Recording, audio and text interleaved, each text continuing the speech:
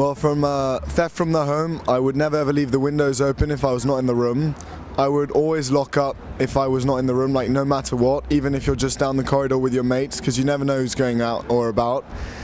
Then I'd also be a bit vigilant. You know, we are students and everything, but it's very easy. Pickpockets can go around or something, you mislay things, and then I'll just be that. Keep your eyes peeled.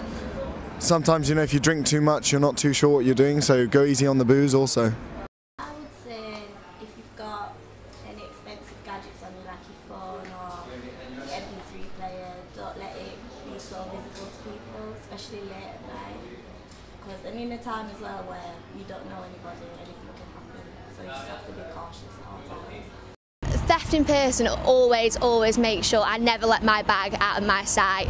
If I'm putting it down, I have to have it touching me, so I know that no one's ever going to get near it. Theft from the home, make sure your bedroom door's always locked, make sure the windows are secure, and if they're not, I would get onto my landlord straight away. I mean, we want another lock on our front door because it's not safe enough, so we're definitely making sure that our landlord gets on that straight away. Be really aware everywhere you go, keep valuables out of sight, be aware of talking about valuables as well, you know, in public places, on the bus. Don't go publicising what property you own because the person behind you might end up following you. Even in your bedroom, have little places that you put things, tuck them out of sight. Get in the habit of just keeping things in a place that you know that if there were anyone to come back to your room one night, group of people, then you know things aren't out in the open for them to see.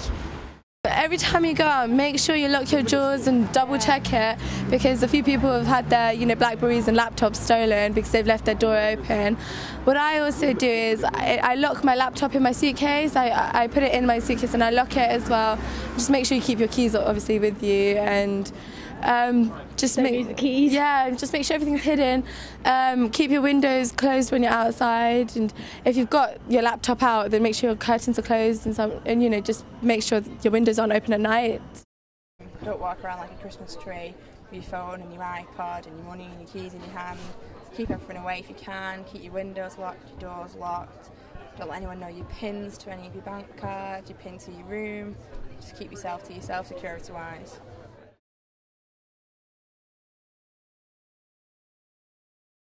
Definitely make sure you got enough money for, say at the very least, a taxi to get home each night. I mean, when you're out, make sure you know who you're going with, who you're going to get back with, so you don't end up on your own, and try and stick in a group. Try and stick with your group of friends, especially like the first week, whatever, because I think there are lots of like randoms around, and there is a lot of drink spiking going on, and it's a new place, you have no idea where you are really. Try and keep your phone on you, it's obvious stuff like that, keys. I would definitely be thinking about covering your drinks, because spiking drinks has obviously become a massive problem. I know so many people who have been affected by it, and when you go on a night out you're very relaxed. You've probably had a couple of drinks yourself and it's very easy to forget and trust people quite easily. So yeah, always make sure that you've got an eye on your drink and don't accept drinks off anybody else. To get home safe, I would always suggest taking a cab, not by yourself obviously, but with one or two, perhaps three friends, obviously, especially if you're girls. If you're mates, then it's different, you could even walk back if you're that strong. Otherwise, if I were going out, if you were going clubbing, be careful what you take, because the locker rooms and the changing rooms and all that, there's always something that falls out, there's always an accident, so dress light. Most people actually have a second phone, which I find quite clever, so you don't take your BlackBerry, you just take like a random one for £10 or something. I think that's quite a good idea. Get a taxi with your friends. Don't be left by yourself, always make sure you know where all your friends are and all of that.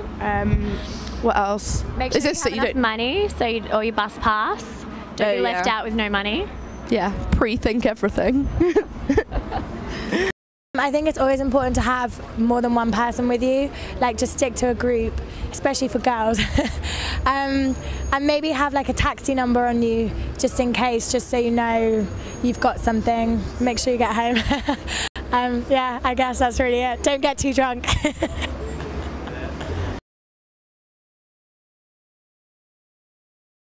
It's probably theft, is it? I don't know, but I think so, because sometimes students also get a bit lazy and don't watch this stuff. And there's a lot of things we have. Every student has a laptop, a TV, a full wallet probably, and a mobile phone, and we're good targets for students for this kind of crime. I think second and third years, lots of houses get robbed into, especially in Fallowfield where we live. Mugging as well. I was mugged in my second year when I was jogging. I'd either have to say, theft or, drinks being spiked, or, a lot of, especially this week, a lot of like club promoters kind of bullying people into spending money, and they're being told that it's something that they have to do. So especially a lot of international students are sort of shelling out £50 for things that they've been told that they must have, and it's conning and fraud really.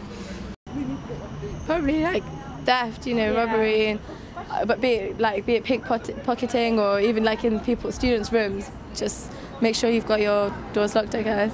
So.